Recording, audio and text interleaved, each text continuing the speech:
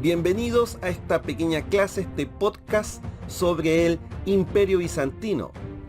El Imperio Bizantino tiene su marco temporal entre el año 395 a 1453. Luego de la caída del Imperio Romano de Occidente, la parte oriental del imperio se mantuvo viva durante toda la Edad Media hasta 1453, año en que es conquistada por los turcos otomanos.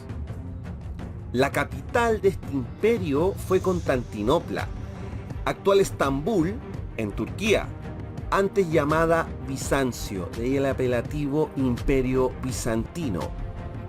Sus habitantes se consideraban a sí mismos como romanos, pero son los historiadores los que han denominado a la población como bizantinos, por dos razones. Es un imperio y cultura cristiana y hablan griego y no latín.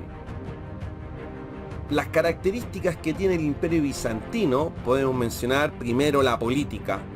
Gobierna un emperador llamado Basileus, rey en griego, de ahí proviene el término. Tenía poder militar y voz de mando. El emperador más destacado es Justiniano I, que gobernó entre el 527 y el 565, entre otros más, Basilio II, etc. El emperador gobierna por gracia de Dios. Dios le da el poder. Esto es algo que se ve bastante en el arte bizantino, como legitimidad del poder. ¿Por qué gobierno? Porque Dios me ha dado el poder. Como imperio cristiano, como civilización cristiana. Los aportes de Bizancio, en segundo lugar, es que este imperio toma la herencia de Roma y la custodia. Mantiene la cultura clásica greco-romana, libros griegos y romanos en distintas bibliotecas del imperio.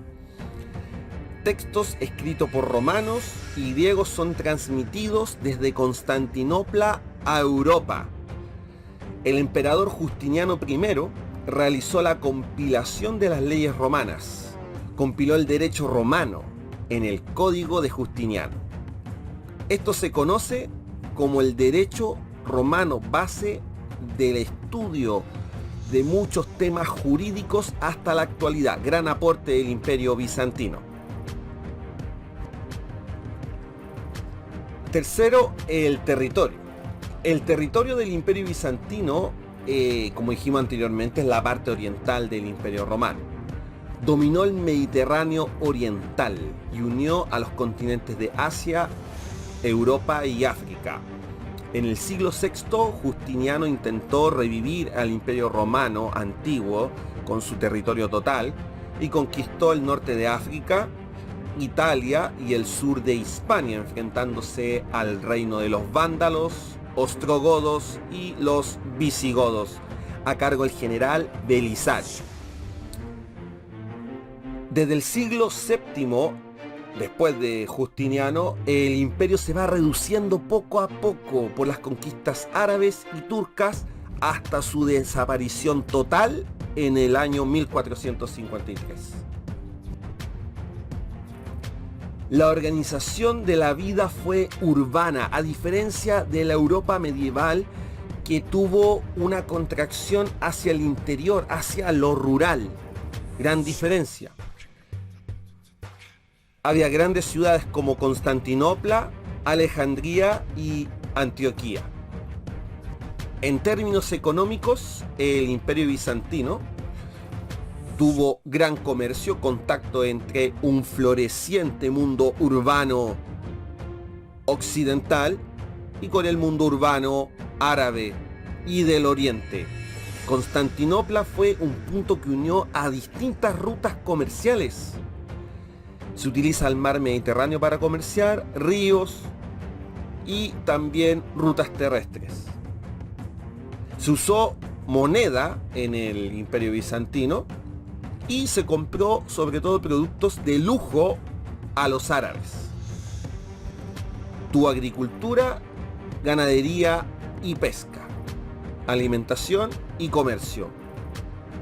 Dinámica que se da económicamente en el Imperio Bizantino.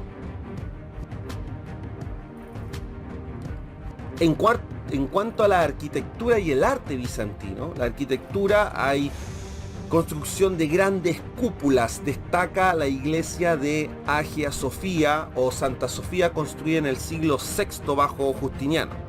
Fue la iglesia más grande de la Edad Media, el templo más grande. Hoy día esta iglesia es una mezquita. También destacan los mosaicos, grandes obras artísticas hechas con piedras de colores y vidrios, con temas religiosos y políticos, destacando a Cristo y también al emperador, a su esposa, a generales bizantinos. Y los íconos de 2 dimensiones, pintadas en madera, usadas cal y pigmentos naturales, obtenidos de rocas, plantas y insectos, con temas religiosos. El cristianismo en el Imperio Bizantino fue parte de una identidad que se comienza a formar desde los principios de la era cristiana, como desarrollo propio. Por lo tanto, hubo conflictos y diferencias con la cristiandad occidental, llamada cristiandad latina. A pesar que hay cristiandad bizantina unida al obispo de Roma, hablamos de cristiandad latina.